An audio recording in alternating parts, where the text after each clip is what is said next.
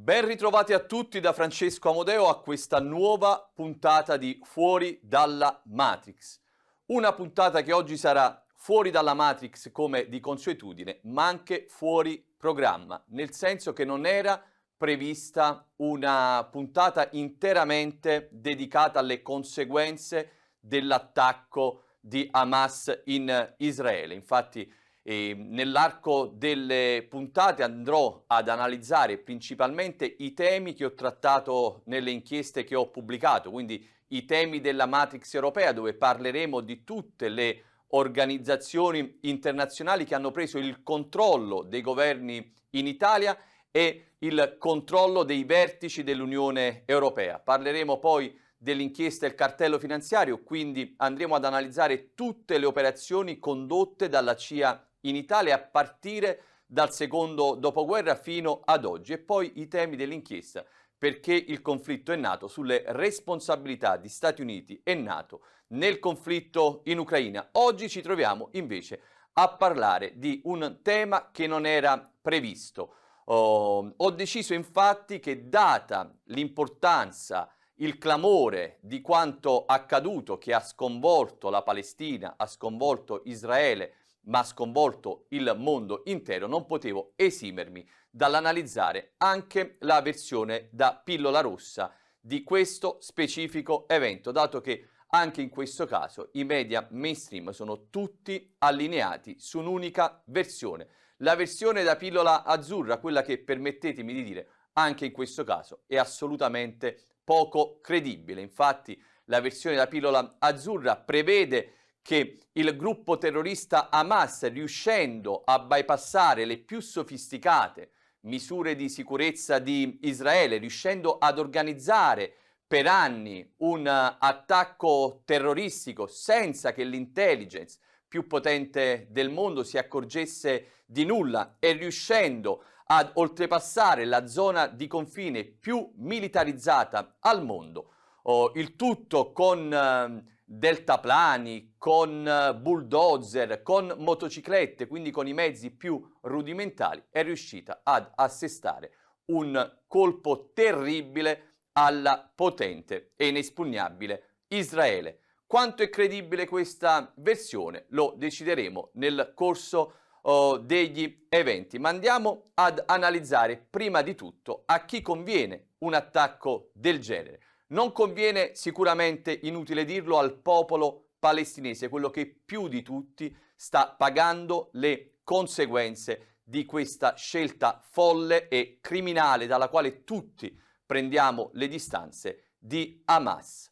Ma non giova neanche ad Hamas, perché ovviamente adesso finirà sotto un attacco da parte di Israele, come stiamo già vedendo in queste settimane, senza precedenti, anche se, permettetemi di dire, quando si parla di un gruppo terroristico non si può parlare in termini di convenienza, perché quello che i gruppi terroristici seguono è più una questione puramente ideologica.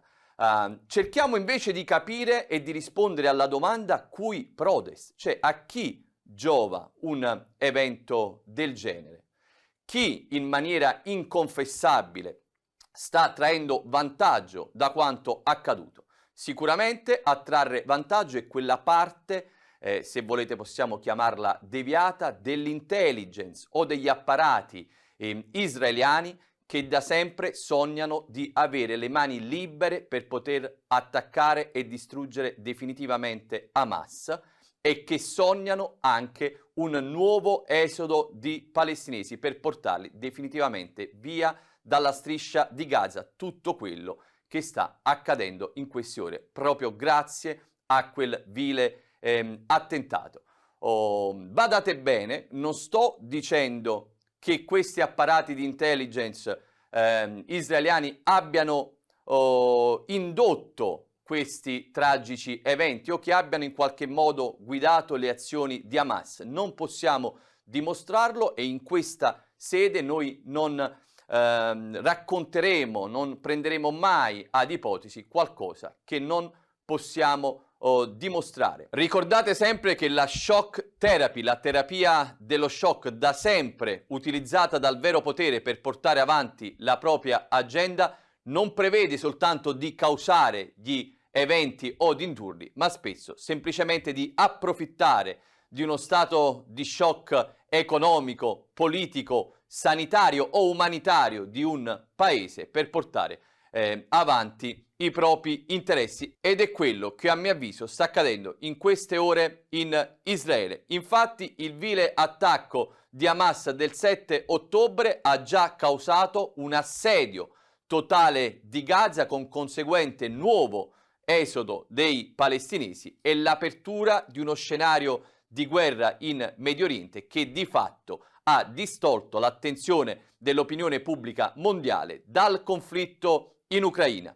L'assedio totale di Gaza sicuramente giova, lo abbiamo detto, a quella parte degli apparati dell'intelligence e dell'esercito israeliano che avevano come obiettivo non solo l'eliminazione totale di Hamas, ma anche la conquista totale di quei territori. Il disimpegno verso la guerra in Ucraina invece giova a quella parte dell'intelligence e degli apparati statunitensi che avevano bisogno di una exit strategy, dato che l'Ucraina si è dimostrata un vero e proprio cul-de-sac, una strada senza uscita. Siamo alla vigilia delle elezioni presidenziali in America e se gli americani si dovessero presentare con questo impegno ancora in Ucraina, sicuramente ne trarrebbe vantaggio il candidato che promette un disimpegno. Lo vediamo da questo sondaggio della CNN che certifica che la maggior parte degli americani si oppone alla concessione di ulteriori fondi a Kiev. Addirittura il 55% afferma che il Congresso degli Stati Uniti non dovrebbe autorizzare ulteriori finanziamenti. Abbiamo visto che è stato scongiurato lo shutdown al Congresso americano soltanto grazie al fatto che sono stati eliminati i 6 miliardi destinati all'Ucraina. Quindi questo è quello che si sta vivendo in questo momento negli Stati Uniti, che avrebbero tutto l'interesse a spostare l'attenzione verso un evento capace di distogliere l'attenzione dal conflitto in Ucraina e anche capace di dare agli americani la possibilità di approfittare per un disimpegno. Sappiamo che Israele è l'alleato storico degli Stati Uniti e poi gli americani potrebbero fare appello a quello che più di tutto è il mantra da sempre portato avanti dagli apparati statunitensi, ossia quello della guerra al terrore, perché utilizzando questa terminologia fanno ovviamente appello ad un nervo scoperto dell'opinione pubblica americana che diventa facilmente accondiscendente a quelle che sono le scelte guerrafondaie del suo governo. Quindi è il motivo questo per cui stiamo vedendo su tutti i media italiani il continuo appello all'11 settembre americano, perché è proprio questo che si vuole instillare nella percezione dell'opinione pubblica. Lo vediamo sul foglio, dietro l'11 settembre israeliano c'è anche un colpo alle potenze occidentali, anche perché lo vediamo anche negli altri titoli, vogliono a tutti i costi chiamare in causa anche gli altri paesi occidentali in modo che si rendano accondiscendenti a queste operazioni folli e criminali che sta portando avanti Israele, che vanno contro il diritto internazionale. Quindi lo certificano questi titoli, è già partita una operazione di propaganda che prevede di associare gli eventi di Israele con l'11 settembre, con la guerra al terrore e con qualcosa che chiama in causa tutti i paesi occidentali. Ora, noi oggi sappiamo con certezza che una parte dell'intelligence israeliana aveva dialogato con una parte dell'intelligence statunitense proprio alcuni giorni prima dei clamorosi attacchi del 7 ottobre. Anzi, un telegramma della CIA del 5 ottobre metteva in guardia sulla possibilità di un attacco violento da parte di Hamas. Ed il giorno prima dell'attacco, il 6 ottobre, funzionari statunitensi hanno fatto circolare rapporti che indicavano attività insolite da parte di Hamas. Lo leggiamo in questo articolo. Un aggiornamento del 28 settembre avvertiva, sulla base di molteplici flussi di intelligence, che il gruppo terroristico Hamas era pronto ad intensificare gli attacchi missilistici oltre confine. Un telegramma della CIA, lo abbiamo appena detto, del 5 ottobre metteva in guardia in generale sulla crescente possibilità di violenza da parte di Hamas. E poi, come abbiamo detto, troviamo conferma in queste righe. Il 6 ottobre funzionari statunitensi hanno fatto circolare rapporti provenienti da Israele che indicavano attività insolite di Hamas, indicazioni che ora sono chiare: un attacco imminente. I militari di Hamas si sono addestrati per il loro attacco mortale in bella vista e a meno di un miglio dal confine pesantemente fortificato di Israele. Eppure l'intelligence più potente del mondo non si è accorta di nulla. Io vi dico la verità, e il giorno dopo gli attacchi mi aspettavo dai media italiani due cose: o che comunicassero che quella che loro hanno sempre definito l'intelligence più potente del mondo in realtà era una intelligence assolutamente fallimentare, o che c'era stata la complicità di quella intelligence negli attacchi ad Israele. Delle due l'una. Non si può certamente più parlare di apparati di intelligence che non erano a conoscenza di quanto stesse accadendo, anche perché lo abbiamo visto. C'erano stati diversi paesi che avevano avvisato che qualcosa di grosso stava per accadere, ma questo adesso lo vedremo ancora più nei dettagli. Di fronte alla presa d'atto da parte delle due intelligence più potenti del mondo, quindi sia quella statunitense che quella israeliana, di una minaccia e di attività insolite di Hamas ai confini con la striscia di Gaza, non si può certamente più parlare di servizi che erano stati presi di sorpresa, che erano impreparati. Quei dispacci dimostrano, prove alla mano, esattamente il contrario, che cioè impreparati non lo fossero affatto. Anzi, a tutto questo si aggiungono i servizi di intelligence di altri paesi arabi che confermano di aver avvertito Israele su un possibile attacco di Hamas. Attacco di Hamas, l'avvertimento dall'Egitto a Israele. Qualcosa di grosso sta per succedere. Spionaggio e informazioni da Il Cairo. A Gerusalemme avrebbero sottovalutato il messaggio. Ulteriori indicazioni che vanno nella stessa direzione emergono da due fonti informate, ma non meglio precisate, citate dal Financial Times, secondo cui l'intelligence egiziana avrebbe effettivamente e ripetutamente detto a Israele che la situazione nella striscia di Gaza sarebbe potuta esplodere. Ora consideriamo il fatto che Hamas per quegli attacchi non ha utilizzato droni invisibili o armi di ultimissima generazione, non ha utilizzato armi quantistiche, ma ha utilizzato le armi più rudimentali. Non hanno quindi utilizzato nulla che potesse sfuggire a chi attenzionava da tempo quella zona. Oltretutto non si è neanche trattato di attacchi kamikaze, quindi attacchi durati pochi secondi che prevedono anche l'uccisione il suicidio, scusate, dell'attentatore. Si è trattato di operazioni di miliziani, lo ripeto, con dei mezzi rudimentali con i quali sono riusciti ad oltrepassare una delle zone più militarizzate al mondo, dove vengono, lì sì che vengono utilizzate le ultimissime tecnologie che di fatto rendono quelle recinzioni inespugnabili, come dimostrano i riferimenti tecnici illustrati dal collega Manlio Di Nucci, che ora riguardiamo insieme.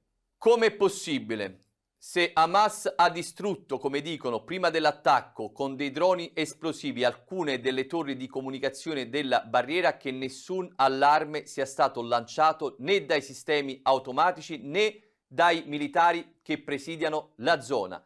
E ancora, altra incongruenza, I posti di osservazione, controllo e comando lungo tutta la lunghezza della recinzione inviano le informazioni ad un centro di comando in una limitrofa base militare. La barriera in mare ha lastre di cemento pesanti rinforzate con aste metalliche che si estendono in profondità e sono dotate di sensori per monitorare le variazioni sismiche. Ha una recinzione di filo spinato di 6 metri fuori terra con sensori e telecamere. Ora dovete spiegarmi, alla luce di tutto questo, come abbiano fatto questi miliziani con un bulldozer ad abbattere quelle recinzioni, con dei deltaplani ad entrare nel territorio israeliano e con delle vecchie motociclette a girare indisturbati per ore, riuscendo addirittura a caricare su quelle moto degli ostaggi che poi sono riusciti a portare via. Il New York Times addirittura ha calcolato quanto tempo è passato dal momento dell'attacco dei terroristi alla liberazione di alcune località da parte dell'esercito israeliano. Il tempo medio è stato di 8 ore, una finestra impensabile, una finestra lunghissima, scrivono, che ha permesso al nemico di portare via circa 200 ostaggi. Perché Israele ha impiegato ore per rispondere ai terroristi? L'attacco di Hamas è la risposta confusa, titola il Corriere della Sera. In realtà, signori, noi possiamo scegliere di credere anche alle versioni più fantasiose, ma di fronte a delle incongruenze del genere, a delle incongruenze così evidenti, noi abbiamo l'obbligo di porci delle domande. Gli assediati erano privi di ordini precisi, sopraffatti dall'avversario. Pochi gli elementi esperti, tra i primi a morire come un plotone della brigata Golani spazzato via. Eppure l'intelligence aveva trasmesso una nota avendo rilevato nella notte movimenti inusuali, solo che è stato deciso dall'esercito e dallo Shin Bet di non innalzare il livello d'allarme. Lo schieramento inoltre era debole per diversi motivi: la fiducia nel muro e nei sensori, i battaglioni impegnati in Cisgiordania a tutela delle colonie e l'idea che il nemico non sarebbe stato in grado di portare azioni estese, la concomitanza anche delle festività. Ma tutto questo, signori, non può assolutamente essere credibile. Non è possibile quello che sono riusciti a fare quei terroristi, quei miliziani, nella zona più fortificata del mondo, nei confini dotati di tecnologie di ultima generazione, con una intelligence come quella israeliana che, lo ripeto, è stata sempre dipinta come l'intelligence più potente del mondo. C'è qualcosa che non va, c'è qualcosa che non torna. Quello che noi adesso proveremo a dimostrare è che se Israele, l'esercito israeliano, l'intelligence israeliana, il governo israeliano non si sono resi protagonisti come Hamas di questo attacco, cosa che non prendiamo in considerazione non potendola dimostrare, è molto probabile che però, venendo a conoscenza dell'attacco, abbiano deciso che fosse più conveniente lasciare che quell'attacco si consumasse per poi poter portare avanti indisturbati quelli che da sempre sono i loro obiettivi che mai avrebbero potuto conseguire senza le conseguenze di quegli attacchi stessi. Andiamo a vedere se troviamo elementi a supporto di questa tesi. Guardiamoli insieme. Prima domanda. Sappiamo che l'intelligence israeliana e quella americana si sono parlate pochi giorni prima degli attacchi.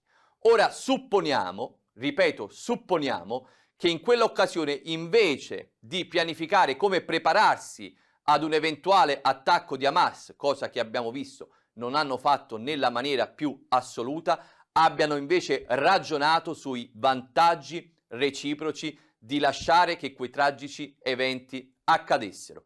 Quindi non dico, e lo ribadisco, che abbiano organizzato il tutto con Hamas, ma gli elementi raccolti lasciano supporre con ogni evidenza che abbiano fatto in modo che Hamas non trovasse immediata resistenza, ma al contrario che i terroristi avessero addirittura la possibilità per massimizzare l'attacco. Se i miliziani infatti fossero entrati in Israele senza fare un grosso numero di morti e di ostaggi, non si sarebbe creato il casus belli, indispensabile per arrivare alla guerra che poi si è scatenata. Una guerra, badate bene, non contro Hamas, ma contro Gaza, dato che l'assedio totale di queste settimane che gli israeliani stanno portando avanti è un assedio senza distinzione. Siamo ben oltre i 3.000 morti, 1 su 3 è un bambino innocente, quindi stiamo parlando a tutti gli effetti di una guerra contro Gaza, non contro Hamas.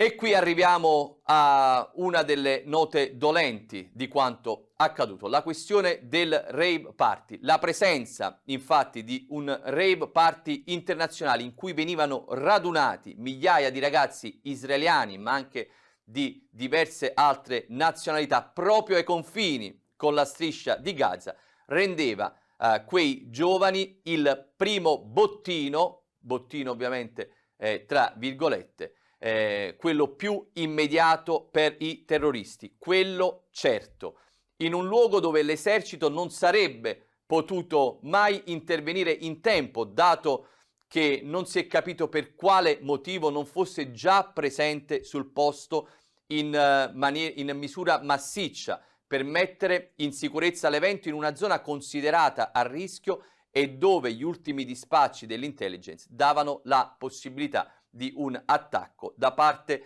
di Hamas. Leggiamo la testimonianza di una ragazza sopravvissuta a quei tragici eventi che dichiara chiaramente: eravamo soli e siamo rimasti soli per diverse ore.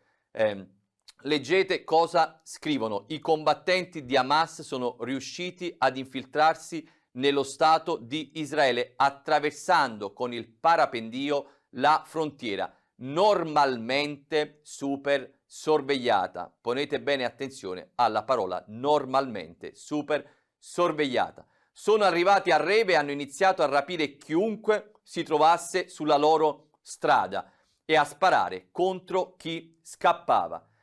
Gili ha ripercorso quegli attimi di terrore e dice, prestate attenzione a questa frase, la cosa più assurda è che sono rimasta così sdraiata a terra per così tanto tempo, dato che non c'era nessuno, niente soldati, niente polizia, nessuno. Questa ragazza dice di essere rimasta nascosta per diverse ore, senza che l'esercito più potente del mondo intervenisse, pur sapendo che quella zona è suscettibile di attacchi e quindi la preparazione ad una risposta dovrebbe essere immediata ed immediata lo è sempre stata, tranne in quella occasione. I ragazzi, tra l'altro, è importante dirlo, non potevano neanche scappare, dato che si trattava di un rave organizzato nel deserto, quindi non c'erano luoghi per nascondersi, motivo per cui il numero di morti è stato così elevato. Era davvero un tiro al bersaglio. Possiamo vedere qualche immagine di questo evento agghiacciante, un tiro al bersaglio dove i terroristi sono riusciti a massimizzare la loro operazione. Allora poniamoci una domanda doverosa, dato che non lo hanno fatto altri media, ma quel rave party era sempre stato previsto in quella zona precisa, ossia in una zona potenzialmente a rischio? Bene, la risposta è no. Scopriamo infatti che il rave in Israele, la location è stata cambiata 2 giorni prima del massacro. E non è neanche vero, permettetemi di aggiungere, che quel posto fosse solito ospitare quel tipo di eventi. Anzi, molti ragazzi si sono dichiarati sorpresi e preoccupati che quel rave si svolgesse in linea d'aria così vicino a Gaza, come dimostra questa intervista del magazine Rolling Stone ad una delle sopravvissute, che dice: non tutti ci sentivamo al sicuro, anzi io lungo la strada ho chiesto come mai avessero organizzato in una zona così vicino a Gaza, ma la ragazza viene rassicurata che ogni cosa è stata approvata e che ci sarebbe stata una adeguata sicurezza, cosa che invece non c'è stata. Ma ora arriviamo alla cosa più grave in assoluto, l'elemento a mio avviso più importante che ho raccolto per voi. Se infatti la location di quel rave è stata spostata 2 giorni prima degli attacchi, vuol dire che è stata spostata in data 5 ottobre 2023, ma questa è una data che abbiamo già incontrato nel corso della trasmissione. Infatti il 5 ottobre 2023, guarda caso, è proprio la data in cui la CIA con un telegramma avvertiva di un potenziale pericolo proveniente dalla striscia di Gaza. Questo è veramente assurdo. Il 5 ottobre la CIA avvertiva dei pericoli provenienti dalla striscia di Gaza, dai confini con la striscia di Gaza, e il 5 ottobre veniva deciso di spostare un rave party proprio in quel preciso punto, senza aumentare il servizio di sicurezza. Com'è possibile che nei confronti di quel rave party avviene esattamente il contrario di quello che sarebbe dovuto accadere in una situazione come quella? Infatti le misure di sicurezza, la logica, il buonsenso avrebbero dovuto imporre a qualsiasi evento già in programma in quella zona sensibile di essere spostato altrove. Invece hanno fatto esattamente il contrario. Un evento previsto altrove è stato spostato proprio ai confini con la striscia di Gaza, nonostante gli avvertimenti della CIA in data 5 ottobre, nonostante gli avvertimenti dell'intelligence statunitense in data 6 ottobre e nonostante gli avvertimenti dell'intelligence egiziana. Perché hanno voluto spostare quei ragazzi, quei migliaia di ragazzi israeliani, ma anche di nazionalità diverse, proprio in quel punto, cosa che ha permesso ai terroristi di massimizzare al massimo la propria operazione. Non avrebbero potuto prendere ostaggi in altre zone, non avrebbero avuto il tempo di trasportare ostaggi da altre zone. Serviva che ragazzi giovani israeliani e non venissero fatti trovare proprio in quel preciso punto. Non sappiamo